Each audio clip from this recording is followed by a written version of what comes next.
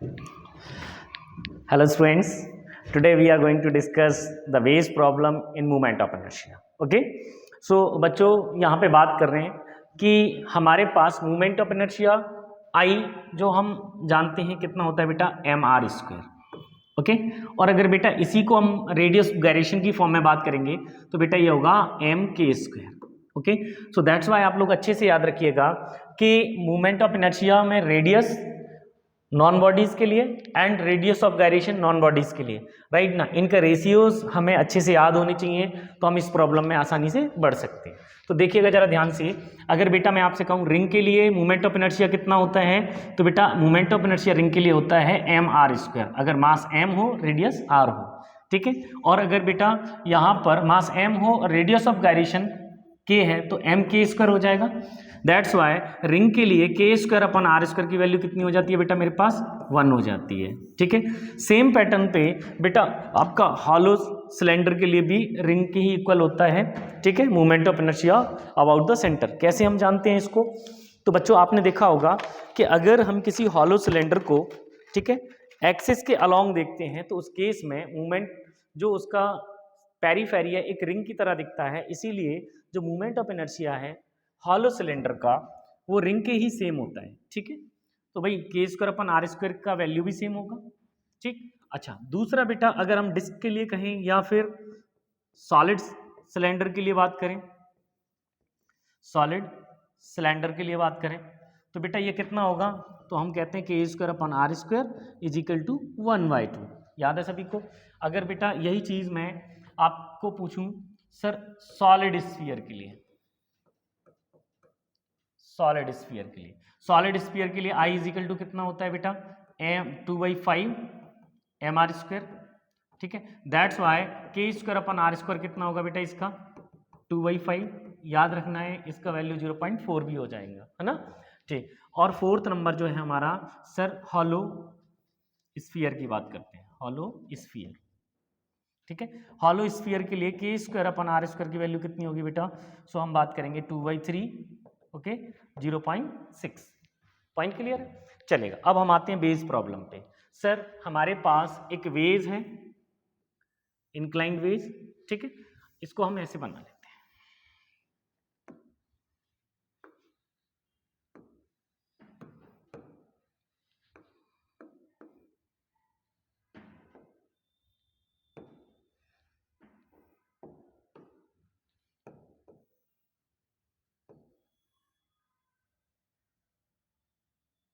ठीक है, और इस पर एक स्फीयर बनाते हैं या कोई भी स्फीयर, या फिर हम बात करेंगे सर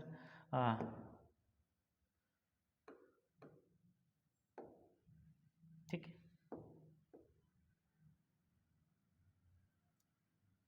ये may be sphere, may be ring, may be disc, may be cylinder, right ना, कुछ भी हो सकता है.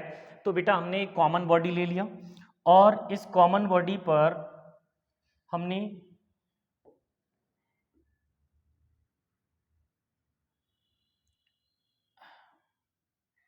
अगर इस बॉडी का मास m होगा तो डाउनवर्ड एक्ट करेगा ना सर. मास m है, ओके, और इस बॉडी के रेडियस r है. उस केस में सर मास mg डाउनवर्ड एक्ट करेगा अगर इस वेज का इंक्लाइंड एंगल थीटा है. दैट्स वाई मास का एक कंपोनेंट mg साइन थीटा इस डायरेक्शन में आएगा. Point clear. mg sine theta इसको नीचे लाने की कोशिश करेगा.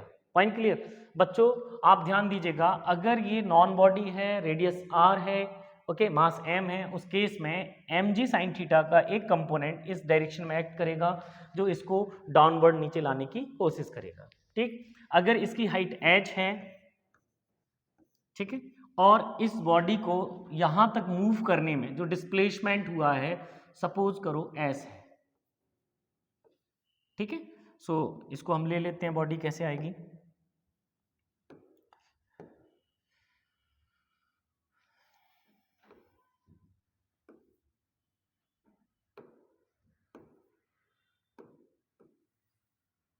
बॉडी मूव करके सर यहां तक आ गई.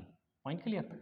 अब देखिएगा बच्चों ध्यान से, सर इस बॉडी को यहां से आने में कितना डिस्प्लेसमेंट हुआ s, कितना फोर्स लग रहा है mg साइन थीटा. ठीक है, क्योंकि सर वेट का एक कंपोनेंट इधर एक्ट करेगा। Point clear. अब बच्चों आप ध्यान दीजिएगा, यहाँ पर हमने क्या करना है सर, यहाँ पर वर्क एनर्जी थ्योरम को लगाना है। वर्क एनर्जी थ्योरम क्या कहती है sir, work done by any body is equals to the change in kinetic energy. Okay, so work done by any body equals to the change in kinetic energy. भाई यहाँ पर kinetic energy कितनी होती है, तो बच्चों आपने देखा होगा कि जब ये बॉडी यहाँ से मूव करके आ रही है तो यहाँ पर एक ट्रांसलेशन मोशन भी होगा और रोटेशन भी होगा। तो यहाँ पर बॉडी में ट्रांसलेशनल एंड रोटेशनल दोनों मोशन हो रहे हैं। ठीक है, आपको एक बात और समझनी होगी, अगर इस सरफेस पर फ्रिक्शन होगा तभी यहाँ पर रोटेशनल होगा, राइट ना। अगर रोटेशन के लिए यहाँ पर फ्रिक्शन होना जरूरी है। दैट्स वाई हमें एक कंडीशन यहाँ पे लेके चलनी पड़ेगी कि इंक्लाइंड प्लेन कैसा है बेटा, इंक्लाइंड प्लेन रफ है। ओके, कैसा है, रफ है। अगर ये स्मूथ हुआ तो केवल और केवल यहाँ पर ट्रांसलेशनल ही मोशन होगा, रोटेशनल मोशन नहीं होगा। क्लियर। तो हम इसको फिर से देखते हैं कि सर अगर कोई बॉडी मूव कर रही है, ठीक है, और उसमें केवल ट्रांसलेशनल मोशन है, वेलोसिटी v होगी, तो काइनेटिक एनर्जी कितनी होगी भाई, तो kinetic energy of translational motion m half m v square, mass m होगा इस बॉडी का, रेडियस r होगी। ठीक, अगर यही बॉडी साथ साथ में रोटेट भी हो रही है तो रोटेशन ओमेगा एंगुलर वेलोसिटी होगी उसकी, तो उस केस में काइनेटिक एनर्जी ऑफ रोटेशनल कितना होगा बेटा, या rotation half I omega square. Point clear है। तो बच्चों मैं यहाँ पे कह सकता हूँ कि टोटल एनर्जी जो है यहाँ पर कितनी है सर, यहाँ पर टोटल एनर्जी है sir translational plus rotation. So हम यहाँ पे बात करेंगे half M V square plus half I omega square. Point clear. अब यहाँ ध्यान दीजिएगा, अगर इतना है तो बच्चों हम जानते हैं कि half M V square, okay, इसको कन्वर्ट कर सकते हैं, आई को हम क्या लिखेंगे sir, M K square, radius of gyration की फॉर्म में। ठीक है, अच्छा इस बॉडी का जो रेडियस है और linear velocity and angular velocity में रिलेशन क्या है, v is equal to omega R. That's why यहाँ पे हम वैल्यू पुट करेंगे v अपॉन आर का होल स्क्वायर ओमेगा के लिए। ठीक है बच्चों, हमने यहाँ पे पुट किया हाफ एम वी स्क्वायर। ठीक है, तो जो हाफ एम वी स्क्वायर और इधर से हाफ एम और वी स्क्वायर कॉमन ले लेते हैं, आ जाएगा 1 plus K square upon R square. Point clear. So बच्चों हमारे पास ये total energy if any body has translational and rotation motion, ठीक है, कितना होगा, half M V square 1 plus K square upon R square. Okay चलेगा, फाइन। वापस आते हैं सर, यहां पर भी बॉडी क्या कर रही है सर, ट्रांसलेशनल प्लस रोटेशन, क्योंकि ये रफ सरफेस है। अगर रफ सरफेस नहीं होती तो इस केस में ये केवल और केवल ट्रांसलेशनल मोशन करता। ठीक है, तो देखिएगा बेटा यहाँ पर काइनेटिक एनर्जी कितनी है total, half M V square 1 plus K square upon R square, यहाँ पर पुट किया।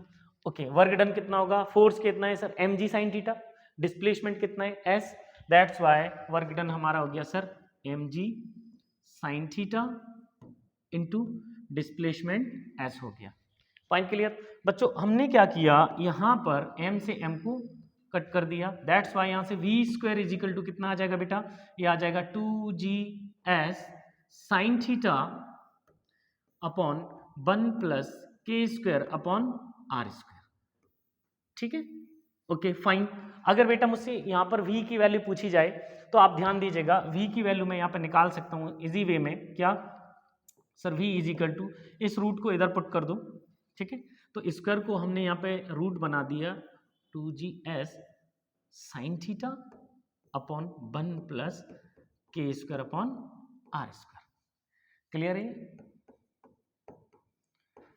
सभी बच्चों को। ठीक है, अब बेटा एक बात ध्यान दीजिएगा, यहाँ पर मुझे वेलोसिटी पूछी जा सकती है अलग अलग ऑब्जेक्ट्स के लिए। सपोज करो यहाँ पर बोले कि सर एक रिंग को मैंने एक किसी वेस से यहाँ से ड्रॉप किया है, तो ये रिंग जो है रोटेट होते हुए प्लस ट्रांसलेशन मोशन करते हुए नीचे आएगी, तो इस केस में इसकी इस बॉटम पॉइंट पर वेलोसिटी कितनी होगी, राइट ना। तो यहाँ पर हम वैल्यू पुट करके निकाल सकते हैं, लेकिन एक दिक्कत ये है कि सर अगर हमें इसको मेजर करना होगा तो हम डायरेक्टली वैल्यू को यहाँ पुट कर देंगे, बट अगर हमें हाइट दी हुई है तो हमें एक रिलेशन लाना पड़ेगा सर, ये displacement, incline displacement and depth या हाइट में एक रिलेशन लाना है। उस रिलेशन को आप यहाँ ध्यान दीजिएगा। सर ये क्या है, परपेंडिकुलर, और ये क्या है, हाइपोटेनियस, ये क्या है, थीटा। दैट्स वाई हम कह सकते हैं कि sine theta is equal to sir perpendicular upon hypotenuse. Clear. तो यहाँ से बच्चों मैं क्या लिख सकता हूँ, तो यहाँ से मैं एक रिलेशन ला सकता हूँ सर, किसके लिए, साइन थीटा के लिए, एच अपॉन एस। तो पुट करके देखते हैं, है ना। So v is equal to आ गया मेरे पास root under root 2g(s) sine theta की जगह पुट किया बेटा h upon sine theta, okay, into, ठीक है, h अपॉन s पुट करना है। क्लियर। और नीचे कितना आ गया बेटा, 1 plus K square upon R square. Okay, अब s से s को हमने कट कर दिया। दैट्स वाई मेरे पास एक सिंप्लीफाई होकर पूरा का पूरा एक फॉर्मूला बन गया है बेटा। क्या बन गया, 2gh upon root under root 1 plus K square R square. हो गया, नहीं हो गया। अब बच्चों अगर मैं इसमें वैल्यू पुट करता हूँ के स्क्वायर अपॉन आर स्क्वायर की, तो उसके अकॉर्डिंग इसकी वैल्यू निकाल सकता हूँ v की, चलेगा। v for ring, v for ring, अगर मैं रिंग के लिए v निकालना चाहता हूँ वेलोसिटी, तो इस केस में कितना आ जाएगा, रूट 2gh 1 प्लस 1, ठीक है, 2। दैट्स वाई रिंग की velocity at the bottom point कितनी होगी, तो हम कहेंगे सर रूट gh निकलेगा। कैलकुलेशन सबको क्लियर है बच्चों। यहाँ पे 1 रखो, ये 1 ऑलरेडी है, 1 प्लस 1 2, 2 से 2 को कट कर दो बेटा, रूट 2h आ जाएगा और रूट gh आ जाएगा। ये किसके लिए सर, वेलोसिटी ऑफ रिंग, है ना, velocity at bottom, velocity at bottom, ठीक है, ऑफ रिंग। ये हो गया सर। यहाँ पर मुझे डिस्क निकालना है, तो इस केस में डिस्क के लिए क्या करेंगे बेटा, यहाँ पर वैल्यू पुट करो 1/2, 1/2 बोले तो 3/2, ऊपर जाएगा 4/3, ठीक है। यहाँ पर वैल्यू आ जाएगी 4/3, 4/3, 4 में 3 का डिवाइड दो तो कितना आएगा बेटा, 1.33, ठीक है।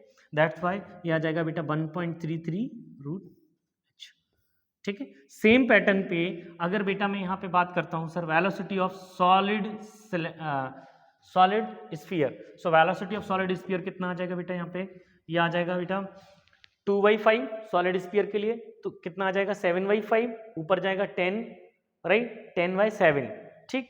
तो बेटा यहाँ पे आ जाएगा आपके पास 10/7 root gh, okay. Next sir hollow sphere के लिए अगर बात करेंगे तो हमारे पास वैल्यू निकाल सकते हैं। सभी बच्चे बताएं कितना निकलेगा यहाँ पर, ठीक है, चलेगा। बात करते हैं अगेन सर, यहाँ पर हमने वेलोसिटी निकाली थी ये, अगर हमें एक्सेलरेशन मालूम चल जाए तो बेटा अब हम एक्सेलरेशन मालूम करते हैं यहाँ पे, ठीक है। तो हमने अभी क्या निकाला sir, v square is equal to निकाल लिया सर रूट 2g, ठीक है, रूट 2g